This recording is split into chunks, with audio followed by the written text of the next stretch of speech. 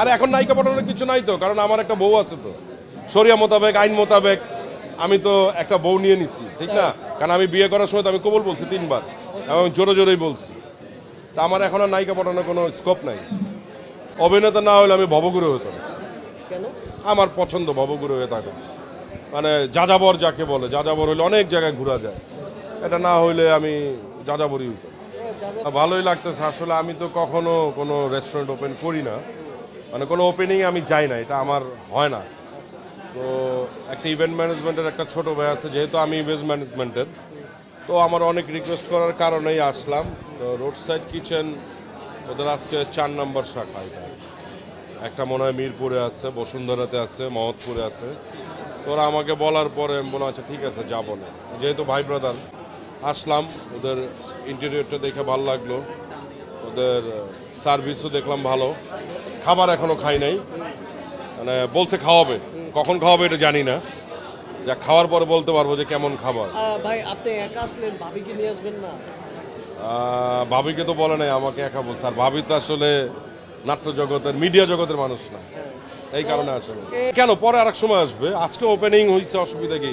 এটা তো থাকবেই। আমি এমনি তো খাওয়া দাওয়া একটু কম খাচ্ছি, অনেক মোটা হয়ে গেছে। তাই নাকি? তাহলে কি ভাবি আপনার যত্ন নিচ্ছে না? না, ভাবি নিবে না কেন? ভাবি যত্ন নিচ্ছে, আমার মা আছে, আমার বড় বোন আছে, আমার ছোট বোন, সবাই যত্ন নিচ্ছে।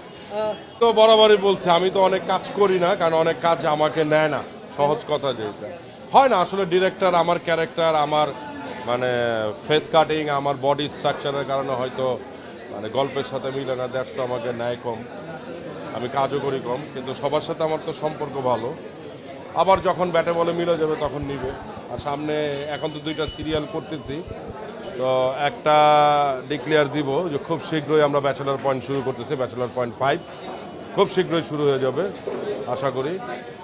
আর এখন তো ঈদের কাজের জন্য রেডি হচ্ছি। প্রিয়তা সবসময় ভালো, আর আমি তো সবসময় বলেও আসছি যে জনপ্রিয়তা যেটা, এটা পুরোটাই আমার কাছে মনে হয়েছে আল্লাহর রহমত। আল্লাহ আমাকে রহমত করছে, আল্লাহ আমাকে দিয়ে দিছে যে এটা দিলাম তোমাকে বহন করার জন্য।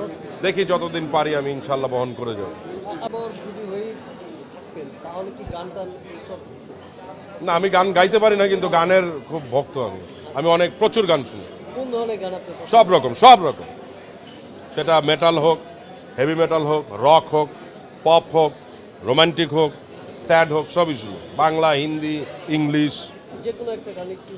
আমি তো শিল্পী না, আমি গান। কাজ হচ্ছে আলহামদুলিল্লাহ, মার্কেট বড় হচ্ছে, যদিও আমরা তো দেশ ছোট দেশ, কিন্তু মানুষ বেশি।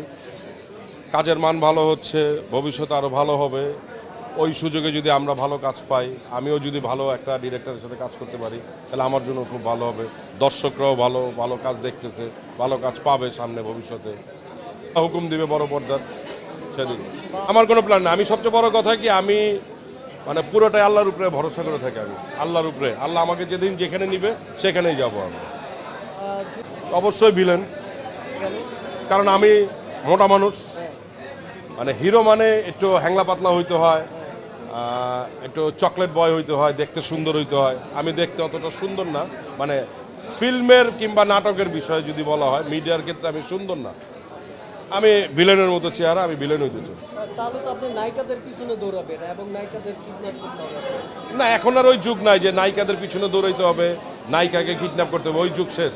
ওটা একটা সময় ছিল, এটা 70s, 80s, 90s ছিল, বাট 2000-এর পরে এগুলো এখন অনেক চেঞ্জ হয়ে গেছে। তাহলে নায়িকা পটাবেন কিভাবে?